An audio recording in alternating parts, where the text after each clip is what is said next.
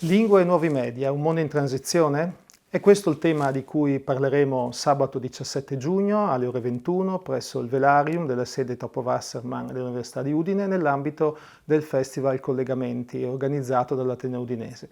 Saranno con noi tre relatrici importanti, interessanti, Sergia Adamo, Fabiana Fusco, Giovanna Cosenza, che ci guideranno in un'esplorazione delle lingue, dei linguaggi che oggi vengono parlati dalle nuove generazioni, ragazzi e ragazze che vivono in un mondo in cui il digitale assume un'importanza sempre maggiore. Come cambiano le parole, le lingue e i linguaggi anche dentro la scuola e le università? Ecco, questa serata sarà un'occasione per approfondire questo tema.